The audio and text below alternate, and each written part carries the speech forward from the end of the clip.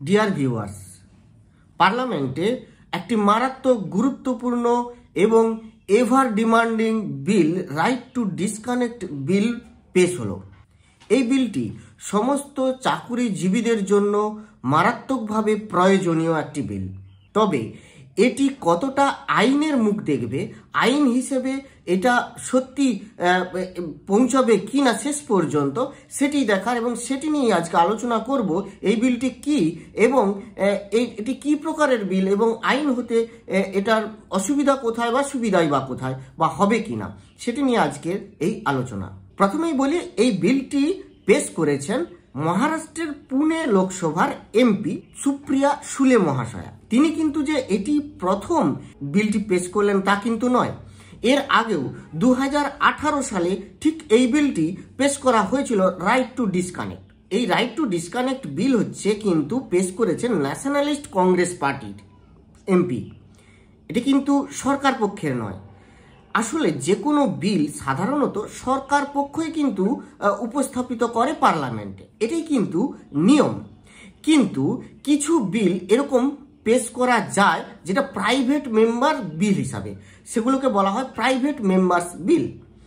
যে কোনো সাংসদ তার অধিকার আছে, তিনি এটার জন্য অ্যাপিল করতে পারেন স্পিকারের কাছে, সংসদে অ্যাপিল করবেন যে আমি একটি প্রাইভেট মেম্বার্স বিল পেশ করতে চাই সংসদে।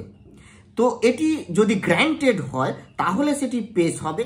রাইট টু ডিসকানেক্ট বিলটি কি? রাইট টু ডিসকানেক্ট বিল সেই সমস্ত চাকুরিজীবীদের একটা অধিকার দেয়, এটা একটা তাদের ফান্ডামেন্টাল রাইট। এই বিলটি কিন্তু এটা যদি অ্যাক্ট হয়ে যায় আর কি, তাহলে কিন্তু এটা তাদের ফান্ডামেন্টাল রাইট এক প্রকার হয়েই যাবে যে ওয়ার্ক আওয়ারের পরে, আফটার ওয়ার্ক আওয়ার, তারপরে কিন্তু তারা কোনো নির্দেশ, কোনো হোয়াটসঅ্যাপ হোক বা ফোন কলিং হোক, মেসেজিং হোক, এই সমস্তর মাধ্যমে কোনো নির্দেশ যদি হুট করে চলে আসে, তাহলে তারা সেটি সেই সময় পালন না করতেও বাধ্য। তারা পরবর্তী যে ওয়ার্ক আওয়ার আসবে তার সেই সময় তারা করতে পারবেন।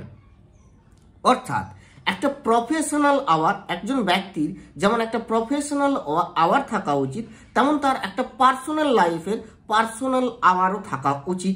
এটি হচ্ছে সেই বিল যা তাদেরকে এই প্রফেশনাল টাইম এবং পার্সোনাল টাইমের মধ্যে ডিস্টিংশন করিয়ে দেয় এবং সেই অধিকারটাও দেবে।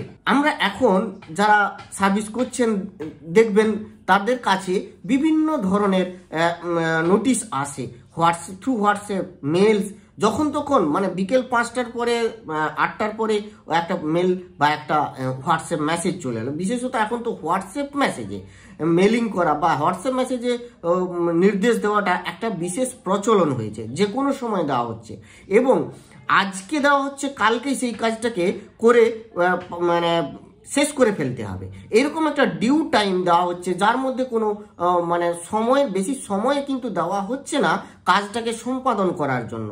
যারা অনেক বয়স্ক, যারা সার্ভিস করছেন অনেক দিন আগে থেকে, তাদের কিন্তু অভিজ্ঞতা এটা আছে যে তারা দেখবেন যে অনেক আগে কি হতো, অনেক দিন আগে থেকে একটা নোটিশ আসতো, দেখা গেল সেই নোটিশটি 7 দিন আগে নোটিশ, সেটা আরও টাইম দেওয়া হয়েছে কাজটা করার জন্য, হয়তো আগামী 15 দিন। তো আগামী 15 দিনের মধ্যে কাজটি করে ফেলতে হবে।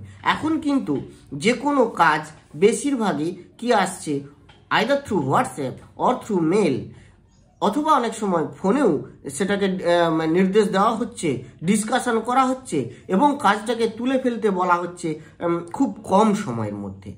তো এই যে একটা প্রফেশনাল লাইফ আর পার্সোনাল লাইফের মধ্যে কোনো ডিস্টিংশন থাকছে না, তাকে সবসময় বাড়িতে বসেও কাজের কথা ভাবতে হচ্ছে, কাজ করতে হচ্ছে। এই রাইট টু ডিসকানেক্ট বিল যদি একটা করে আসে, তাহলে কিন্তু তাকে এই ফান্ডামেন্টাল রাইটটা দেবে যে তিনি কিন্তু না করতে না করতেও পারেন, তিনি বলতেই পারেন যে না, আমি এখন এই ফোন কল রিসিভ করব না, আপনার এই নির্দেশ আপনি কালকে দিতে পারেন। তিনি কিন্তু অবভিয়াসলি না করতেই পারেন এবং তিনি বলতেই পারেন আপনার এই ওয়ার্ক অর্ডারটা এটা আমাকে আগামীকাল ওয়ার্ক আওয়ারের মধ্যেই দেবেন। তো যাই হোক, এত বড় একটা ইন্টারেস্টিং যে বিল, সেটি আদৌ আইনের মুখ দেখবে কিনা সেটাই সন্দেহের, কারণ এটি একটি প্রাইভেট মেম্বার্স বিল।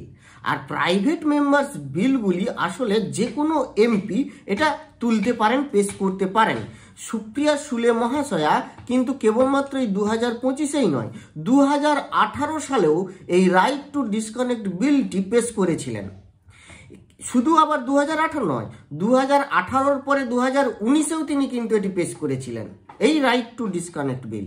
কিন্তু সেগুলি নিয়ে চর্চা হয়নি বা আলোচনা হয়নি।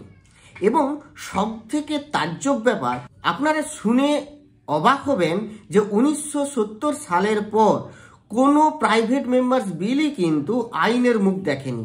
তাহলে কি কোনো প্রাইভেট মেম্বার্স বিল আইনে পরিণত হয়নি? অবভিয়াসলি হয়েছে।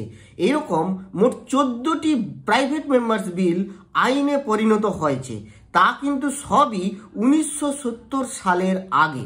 আমি স্ক্রিনে আপনাদের এই 14টি কি বিল, প্রাইভেট মেম্বার্স বিল যা আইনে পরিণত হয়েছে সেগুলি লিস্ট দিচ্ছি। আপনাদের অবগতির জন্য জানাই যে 16th লোকসভা মানে 16তম লোকসভায়, যেটা 2014 থেকে 2019 পর্যন্ত যে লোকসভাটি রান করেছিল, সেখানে 999টি প্রাইভেট মেম্বার্স বিল পেশ হয়েছিল। একটিও সেটির আইনের মুখ দেখেনি। এবং বলা যেতে পারে এটি মনে হয় কোনো একটি লোকসভার সেশনে, মানে কোনো একটি লোকসভার সময়কালীন সব থেকে বেশি প্রাইভেট মেম্বার্স বিল পেশ হওয়া সংখ্যা। এবার আপনারা অবশ্যই কমেন্ট করে জানাবেন যে প্রাইভেট মেম্বার্স বিলের গুরুত্ব আছে কিনা, বা এগুলির আইনের মুখ দেখা উচিত কিনা, এগুলোর ভয়েস রেজ হওয়া উচিত এবং এ ব্যাপারে সচেতন হওয়া উচিত যে এগুলো এক একটা গুরুত্বপূর্ণ বিল, যা অ্যাক্ট হওয়া উচিত কিনা সেটা অন্তত অ্যাটলিস্ট আলোচনাটা হোক সংসদে আলোচনা হয়ে সেখানে সমস্ত সাংসদরা সেই আলোচনায় অংশগ্রহণ করুন এবং সেটা আইন হিসাবে পরিণত হবে কিনা সেটার পরবর্তী ব্যাপার, কিন্তু অ্যাটলিস্ট আলোচনাটা হোক।